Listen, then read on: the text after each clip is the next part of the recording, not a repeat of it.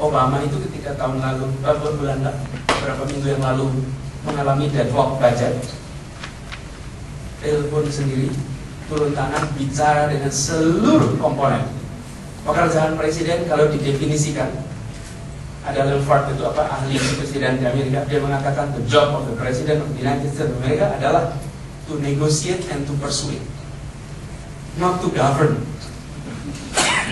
tapi untuk bernegosiasi dan meyakinkan. That's the job.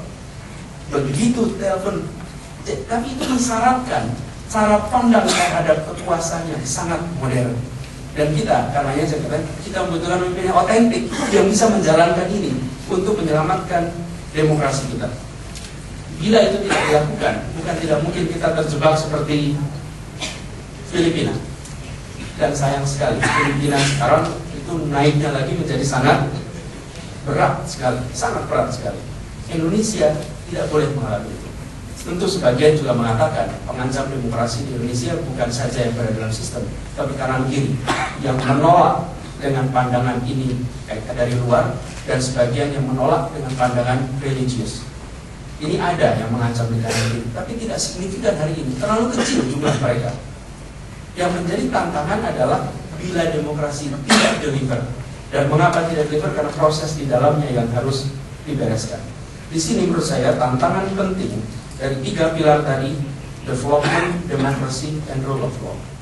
Yang ketiga yang menyangkut rule of law. Sini banyak mereka-mereka yang ahli di bidang hukum.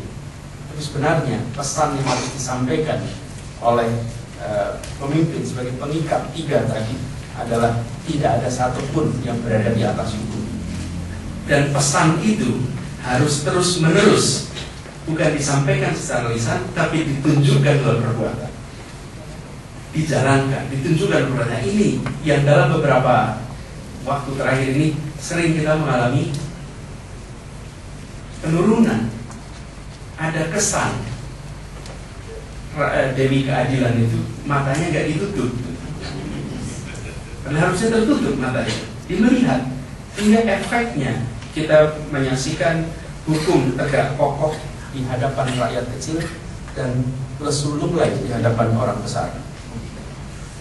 Ini adalah contoh betapa kita harus membereskan rule of law. Kalau tadi ketika saya mengutip Kierkegaard itu disebutkan kita ini untuk memastikan perlindungan kepada borrower dan lender saja itu sama dengan Zambia. Jadi rule of law ini dari mulai kontrak bisnis sampai dengan perlindungan tiap warga negara dalam semua urusan. Ini yang menjadi tantangan kita. Jadi ke depan, Bapak-Ibu sekalian, bila kita ingin melunasi secara tuntas janji kemerdekaan kita, dan itu adalah janji yang harus kita sama-sama lunasi, maka sebenarnya yang menjadi kunci dari 3 pilar itu hadirnya kepemimpinan yang solid, yang kuat, otentik, dan bisa menjadi panutan. Korupsi bukan barang baru, tapi yang baru adalah yang di puncak ikut korupsi, itu baru. Itu baru. Dahulu satu generasi di atas itu generasi yang mereka sudah selesai dengan dirinya, sudah selesai dengan dirinya. Bung Hatta, Syahrir, Bung Karno, sebutkan itu satu deretan pemimpin. Mereka tidak punya minat untuk menggunakan kekuasaan yang sebenarnya ada pada dirinya. Gubernur Bank Indonesia, Pak Safruddin Prawiranegara, ada kebijakan pemotongan uang, keluarganya tidak tahu bahwa akan ada kebijakan pemotongan uang. Kesederhanaan dan kemauan untuk apa adanya membuat mereka menjadi teladan. Ya, yang di tengah harus dibereskan. Karena praktek ini menyebabkan 3 dalam politik kita: elected officials, political appointee, sama karir, orang-orang karir birokrat. 3-tiganya terkena. Tapi yang di puncak, deretan satu generasi itu sehat, bersih. Karenanya orang melihat ke puncak. Hari ini, kalau melihat integritas justru turun ke paling bawah. Ibu Siami, Winda, kejujuran justru hadirnya di rakyat banyak, di rakyat kebanyakan. Nah, di sini pentingnya kita memiliki strong leader, dan tentunya yang tidak mempunyai baggage besar sulit sekali membereskan ini bila beban baggage-nya itu sangat besar, terlibat dalam begitu banyak urusan. Memang katanya orang yang berani itu orang yang tahunya sedikit. Kalau tahu banyak malah gak berani berbuat apa-apa. Kalau tahu sedikit. Pernah saya sedang kuliah naik mobil dari satu kota-kota lain itu melewati salju yang luar biasa keras. Ketika sampai di tujuan, semua orang kagum, berani betul dengan hebat. Karena kita tidak tahu resikonya. Kalau kita tahu resiko naik salju itu, maka kita tidak akan menjalankan itu semua. Indonesia butuh orang-orang nekat sekarang ini.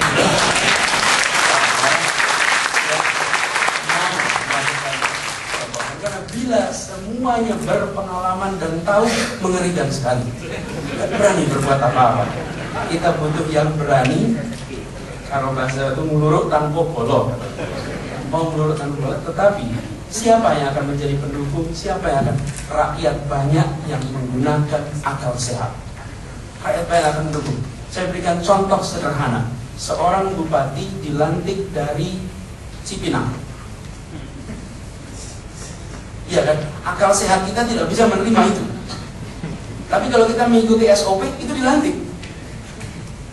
Di situ perlu keberanian intervensi. Stop, saya tidak mau melantik. Saya perintahkan Menteri Dalam Negeri tidak melantik. Pasti dituntut. Pasti dituntut. Yang melantik mungkin akan menuntut. Gak apa-apa, jadi pemimpin jangan takut lecet-lecet. Tapi efeknya apa? Seluruh rakyat akan berada di belakang pemimpin. Kenapa? Karena pemimpin menggunakan akal sehat dan mengatakan Republik ini didirikan oleh orang-orang punya integritas. Kita tidak menginginkan Republik ini diisi orang-orang tidak punya integritas. Tapi itu hanya bisa terjadi bila pemimpinnya sendiri tidak punya beban besar, bukan? Di situ menurut saya pentingnya sekali lagi keberanian untuk mengambil terobosan-terobosan. Dan saya rasa rakyat yang sudah kerja keras luar biasa, perekonomian kita tumbuh 6,5% ini kan kerja kolektif rakyat yang membuat kemajuan ini semua.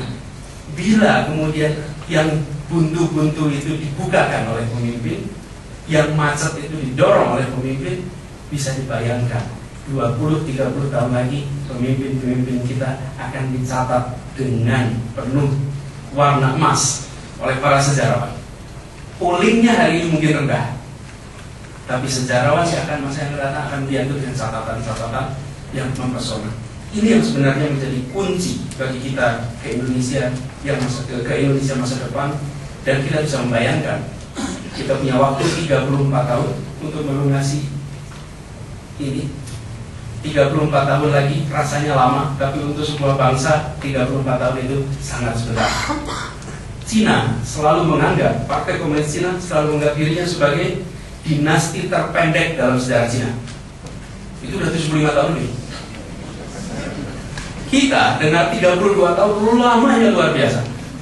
Seakan-akan luar biasa panjang. Padahal 30 tahun, 40 tahun bagi usia bangsa itu sangat pendek. Kita punya waktu yang sangat pendek untuk memastikan ada 42% penduduk Indonesia penghasilannya di bawah 400.000 rupiah. Itu bukan kelas menengah sama sekali. Mereka barangkali posisinya sama dengan posisi pada saat kita merdeka dahulu. Mahasiswa para Madinah beberapa waktu yang lalu membuat pameran foto. Fotonya di Braga ya, kalau di Bandung itu Braga, di Jalan Braga ada seorang sangat miskin duduk di bawah, meminta-minta, homeless kira-kira. Tapi yang menarik adalah di atasnya itu ada toko yang bertuliskan nama tokonya sejak 1944. Jadi ketika saya melihat pameran itu, jadi homeless sejak 1944. Tentu bukan gitu. Tapi mahasiswa ini cerdas dalam mengambil angle frame-nya itu. Tapi dengan ini yang menjadi tantangan kita, bagi 42% penduduk kita hidup belum berubah banyak. Tapi bagi kita semua yang insya Allah berada di ruangan ini, hidup sudah mengalami perubahan yang luar biasa. Bila kita tengok 30, 40, 50 tahun yang lalu, di mana posisi kita, saya rasa sama. Ketertinggalan, keterbelakangan, kemiskinan adalah baju kita bersama. Di masa itu, hari ini kita sudah mengalami lompatan. Jadi, secara konstitusional pemerintah harus melunasi, tapi secara moral kita semua punya sama-sama kewajiban untuk melunasi janji kemerdekaan ini. Demikian barangkali yang bisa saya sampaikan.